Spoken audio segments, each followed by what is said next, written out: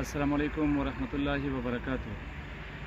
د ما قدرمنو او غیرتمنو مشرانو کشرانو زه نن یو ډېر غمجن پیغام تاسو سره شریک کول غواړم او تاسې موږ ته د ګورنمنټ نااهلي او یا ظلم دا تاسو موږ ته راوستول غواړم چې دا تېره شپه موږ کلي چې یوه واقعه وسوله د ډک عزیز خان سره لاندې کوټ په جات ته چې هغه ته موږ جومندی وایو چې هلته هر قسم دا انسانان سهولیاتو نه محرومه دي حتی چې څڼې ته خلک اوبه نه موندی او نه هلته چېرته نږدو هسپتال شته ده نه هلته چېرته ټیکنیشن شته ده.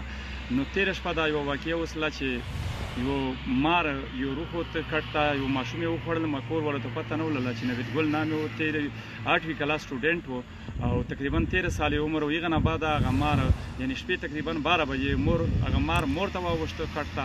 نو مور سره یو ماشوم و او چې کومه د مور نو مور یې په د پزې باندې دلته هغه مار چاکو لګو مور لاس ورته واچاو. نو چې لاس یې ورته واچاو مار یې وویسته. نو هغه نه بعد هغه مار یې مړ کړ.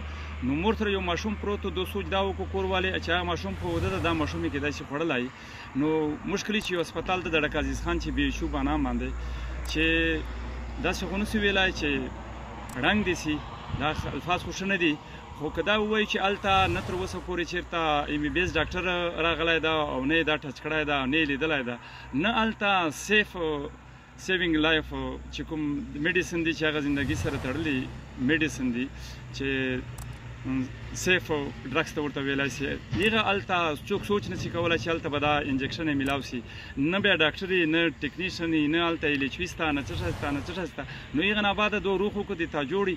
نو چې تاجوړي ته لاړل نو تاجوړي چې هم دغسې مسله ولله ماشوم ده او زنانه هم ده او بل ماشوم نه هغه 8وي کلاس وال نه دو ته علم نسته ده.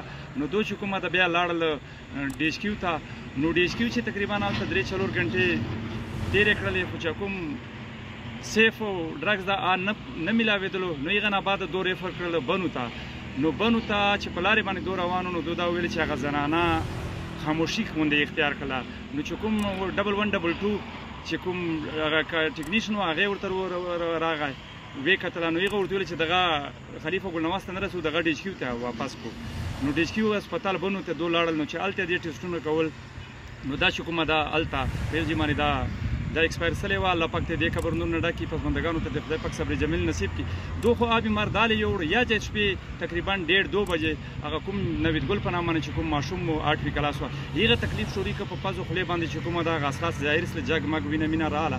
نو دو بیا هغه راوړ که بیچو د ډک عزیز خان ته او هغه نه چې کومه ده تاجوړي ته. نو تاجوړي چې هغه سره هغه معامله وسله نو هغه تاجوړي چې ایکسپایر سه. نو دې باندې ټوله علاقې چې ډېر لوی کورام ده ډېر لوی پریشانه ده ډېر لوی غمجنه ده چې د حکومت نااهلي په وجې سره او د هلته سیف ډرګ نه پیدا کوونې په وجې سره ټیک ته دا موږ منو ټول انسانان هر مسلمان دا مني چې مرګ زمدون دا د الله په لاس ده. خو د علاج دغه شي پاره ده چې کور ول لږ کې مطمئن سي. نو هغه کور ول اطمینان دپاره علاج ده. نور په کوم وخت باندې الله جل جلاله منولو فیصله کړې ده په هغه وخت باندې کېږي. نو دا خبره هم عرض کوونکې ولله چې دې فاتحې نه بعده د موږ اقوام سلیمان